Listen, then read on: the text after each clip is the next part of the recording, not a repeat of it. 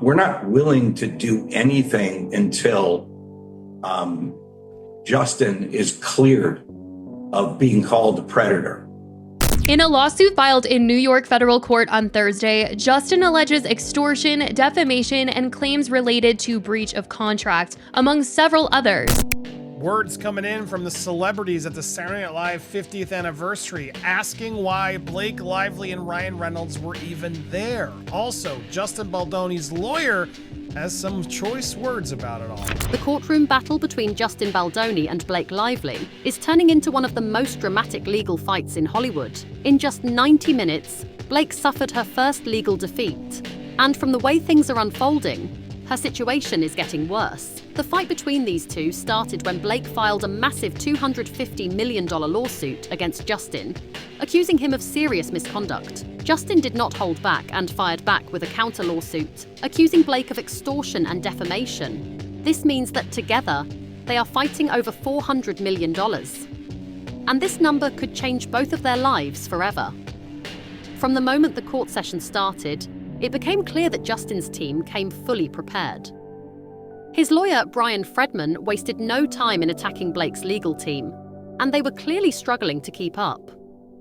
The first major win for Justin came when Blake's team tried to silence Fredman by requesting a gag order. This would have stopped him from making any public statements about the case.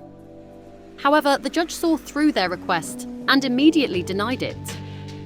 The reasoning was simple. Blake's own lawyers had been speaking to the media, so they could not suddenly demand that Justin's team stay silent. This ruling gave Justin's team more power to continue speaking publicly about the case, which turned out to be a major problem for Blake. Blake's legal team was already struggling, but things got even worse when Fredman revealed that they had launched a website dedicated to the case. This website contained all the legal documents, messages, and videos supporting Justin's side of the story. In short, it was filled with evidence meant to convince the public that Justin was telling the truth. When Blake's team found out, they panicked. They argued that this move was unfair because it could sway public opinion against Blake. But Fredman had a strong counter-argument. Blake was the one who first took the case to the media.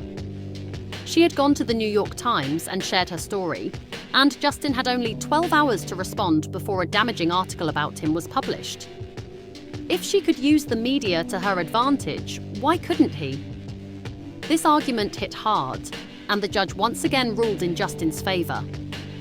At this point, Blake's legal team was running out of options, but they still tried one more move.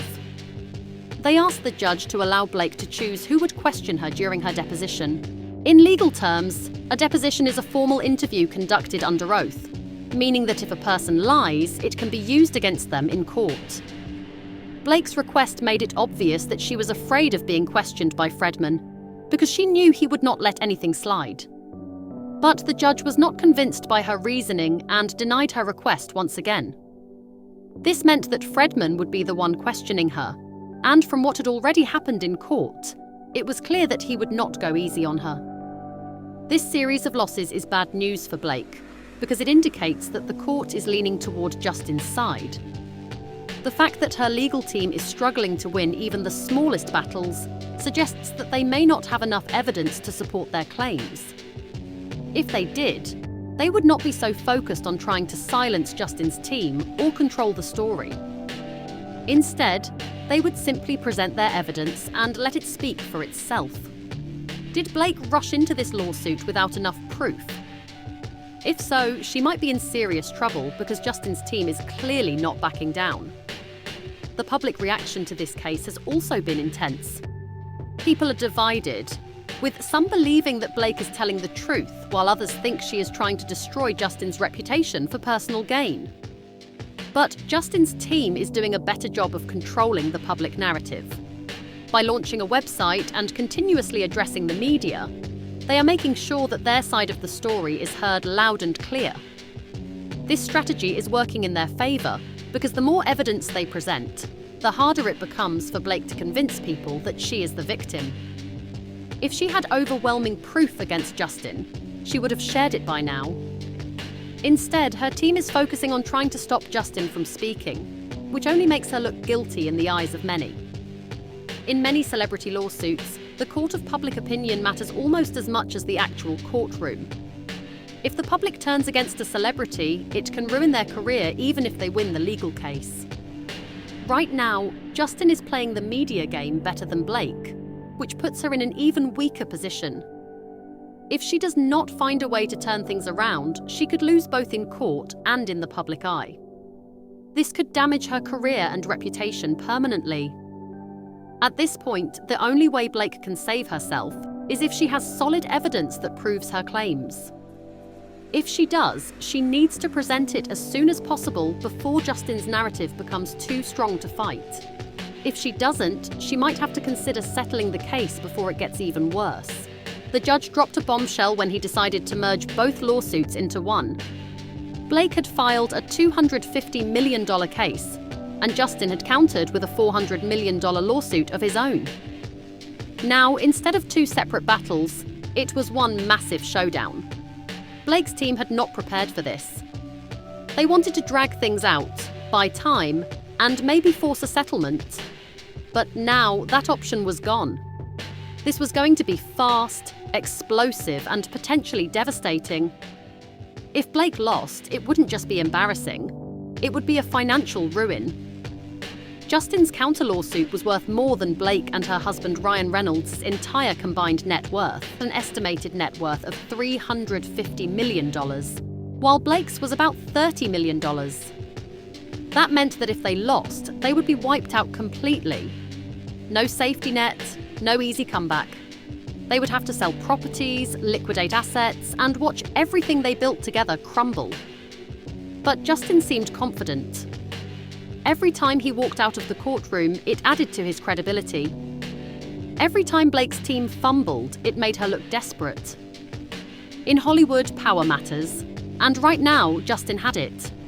He was stacking receipts while Blake was struggling to keep up.